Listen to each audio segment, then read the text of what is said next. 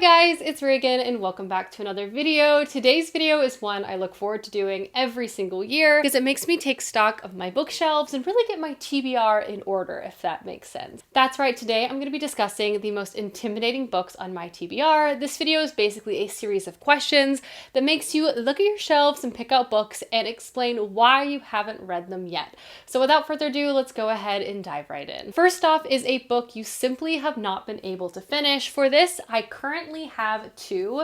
The first is The Shadow Rising by Robert Jordan. This has been partially read for almost a year now, if not a year. I feel like I have just hit a wall with the Wheel of Time series. I sort of got through the first three books rather quickly because none of those books I think like absolutely knocked my socks off. I started to get a little fatigued going into book four, especially because they are long books. Like, these are not short reads by any means.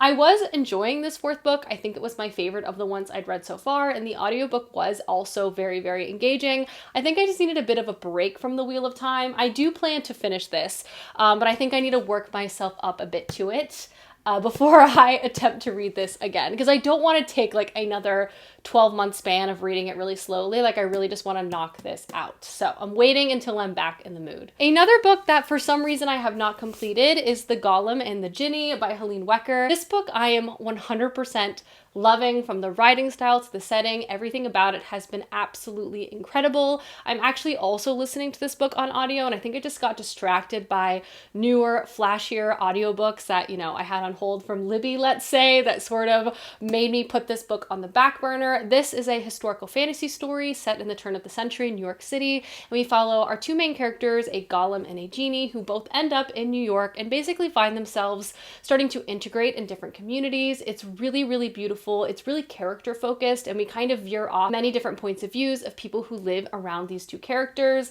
Again, it's nothing against this book at all. In fact, I really want to get back to it, and for some reason I'm solidly like 200 pages into this book. Next up, every single question is I haven't read this book because ...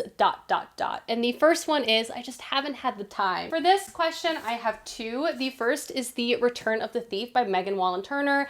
I'm shocked I have not read this book yet. I love the Thief series by this author. It's by far one of my favorite YA fantasy series, but I think because I know I need to reread all of the books before I jump into this for the best reading experience, I've been putting it off. And obviously the undertaking of rereading 5 books is a bit time consuming, and there are a few fantasy series I want to get done before I start that process. So that is going to be my reason why I haven't read this book yet, despite the fact I want to so badly, and I also know I'm going to love it. I also have The Storm of Echoes by Christelle Dabos. This is the 4th and final book to the Mirror Visitor series, another YA fantasy series that I really, really enjoy. I think because I didn't love the 3rd book in this series as much as I was anticipating, I've been kind of nervous to go into this book. Also, part of the reason why I didn't love the 3rd one as much because of some like translation choices. So I don't know, I just got a little nervous. I feel like I've gotten in my head about this 4th book. This series is by far one of the most unique YA fantasy series out there. It follows a girl who can travel through mirrors. She lives on a floating spire in the sky,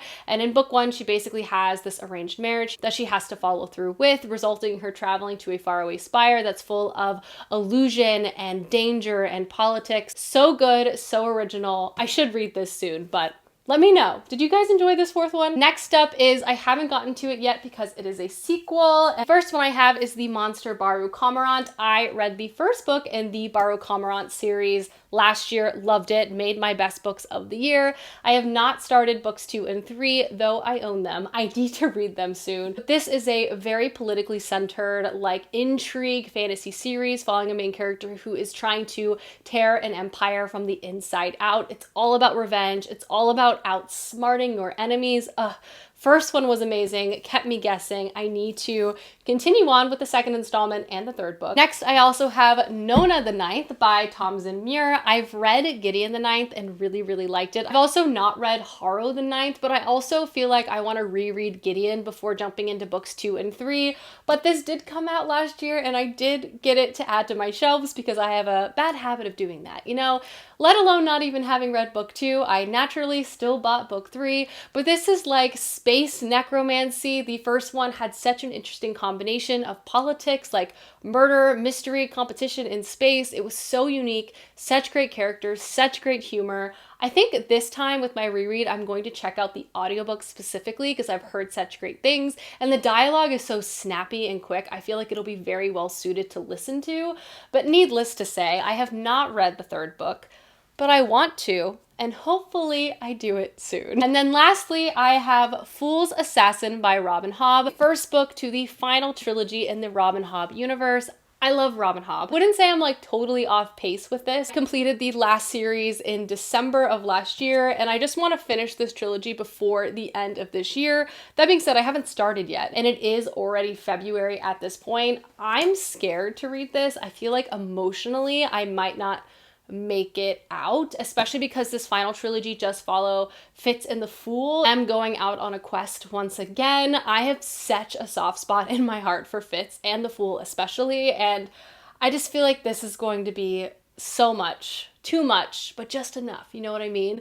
But if you haven't read the Robin Hobb universe, you've got to. I mean, there's so much I could say about it. I feel like I could go on and on for the next 80 years. Just the best fantasy character writing I've ever read. And this entire shelf behind me here is dedicated to her books. I am a forever stan. Next up, you haven't read it because it is new. And the first book I have for this is The Marriage Portrait by Maggie O'Farrell. I really loved Hamnet. That's another book that made my top list of last year, so I immediately went out and bought her newer release, which is this book.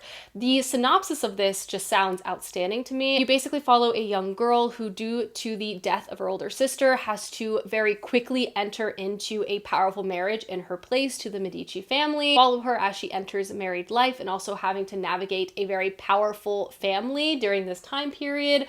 I believe this is sort of referencing a very famous painting of this figure and kind of filling in the blanks, which is something that Maggie O'Farrell really loves to do with historical figures. I love her writing style. Hamnet blew me away, made me cry. I feel like I'm gonna love this. I haven't read it yet, but hopefully I really want to.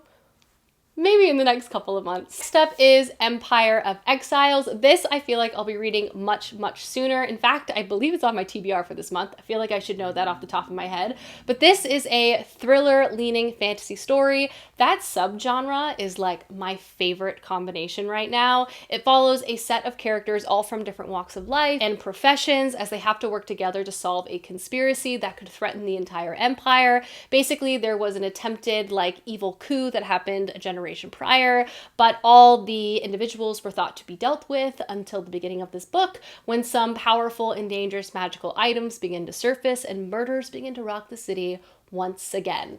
I love a murder mystery, especially in a fantasy setting. I feel like this will be a quick read. I just bought this book last month, so I feel like that's not too bad that I haven't read it yet. Next is Because You've Read Another Book by This Author That You Didn't Love. I actually had to kind of rework this to fit my shelf. The book I am featuring is Theft of Swords by Michael J. Sullivan. You might be confused because I have not stopped talking about the Legends of the First Empire series by this author, but this book is actually a reread for me. I did not like this book very much the first time around. Like, nothing was terrible about it, but I found it kind of boring. I didn't connect with the characters. But because I love Michael J. Sullivan's other series so much, I've decided to give this book another try, despite the fact kind of feeling like I didn't love it the first time I read it. This is set in the same world as the Legends of the First Empire, but just many, many, many years in the future. And I think that context will also make this reading experience a lot more fun for me in the second time around. So this is more so rereading a series that I didn't like the first time, but because I liked the author so much the second time I read their work situation. I'm curious about it. It follows two like warriors for hire. Apparently they are great and they have great banter. See how I feel when I give it a reread. Up some books that you haven't read because you haven't been in the mood. I would say both of the books I'm going to reference here are very emotional. First is Crying in H Mart by Michelle Zauner. I have been putting this book off, I know, because of the content. It is a coming of age memoir, but also heavily focuses on the main character kind of dealing with the passing of her mother. That being said though, I've heard literally nothing but fantastic things about this. this. I've also heard amazing things about the audiobook. I really loved listening to other memoirs last year via audio, and I feel like this could be a great way to absorb this story.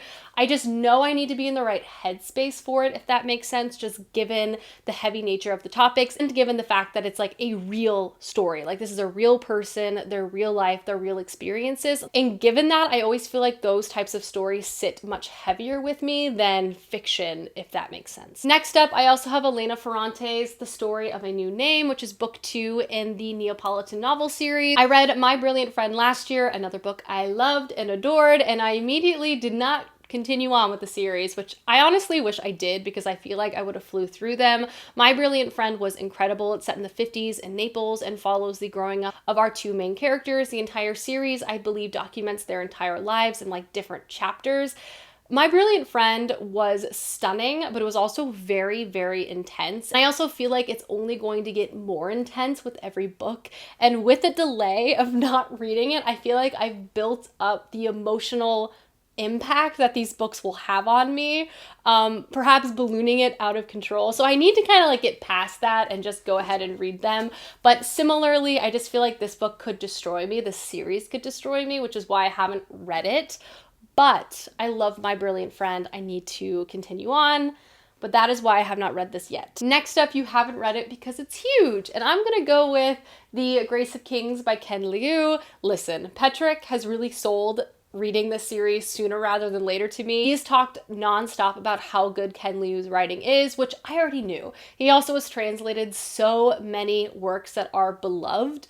But this is a huge book, and every book in this series is huge, and I'm also kind of intimidated by his writing style. I feel like it's going to be cerebral and also perhaps really wordy, like all in a good way, but I wouldn't describe it as like breezy. I think this is another situation where I'm just sort of building it up in an unnecessary fashion. I should just dive in and see for myself, but that is why I haven't read this. I'm kind of intimidated. It's also just like a lot of books, but I do feel like I will like this series. I just know I will, to be honest.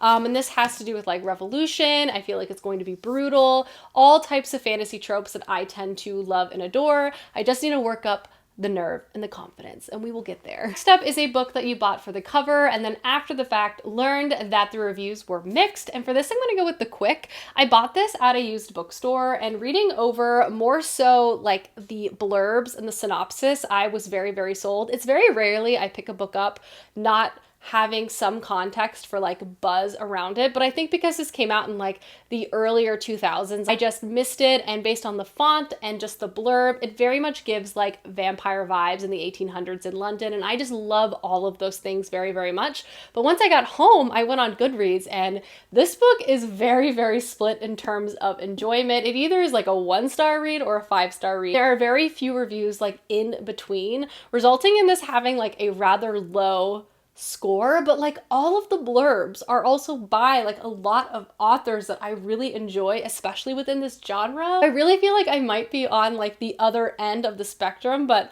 who knows? But I do feel like this is the book that perfectly fits that for my shelf, because this book honestly has a relatively low score, but I'm still pretty intrigued by it. And lastly, the most intimidating book on your bookshelf. This book is the same. It will be the same until I read it. This series intimidates me to no end. In my opinion, like the most intimidating fantasy series out there for me personally, and that is Steven Erikson's The Gardens of the Moon, the Malazan Book of the Fallen series. Listen, the Malazan fandom goes hard, which I respect. But if you're familiar with Malazan Book of the Fallen, you know that they are long, they are dense, they're full of very intricate world building. There's also not necessarily a lot of things that carry over book. He kind of takes you all over the place, which honestly I can really respect. I love world building. I love wordiness within fantasy novels. The length doesn't scare me, but it's like there are a lot of books in this series, and I also feel like because it is so detail oriented, it's not one that I want to let too much time pass between each installment. I feel like when I finally catch up on Robin Hobb, I'll have the space in my heart to take on a new, very long fantasy series. So I feel like soon I will be tackling this, and I'm very curious to see what I'm gonna think. Not underwhelmed by any means, but finally pick it up and be like, oh, this isn't so bad after all, at all. Or it's going to completely live up to everything I ever feared. But I'm very curious about it. And again, I feel like it is a must for my fantasy bucket list. Alrighty guys, those are the most intimidating books on my personal TBR. Please let me know down below some books you're a little scared to read, as I would love to know. And I will see you soon with another video soon. Goodbye.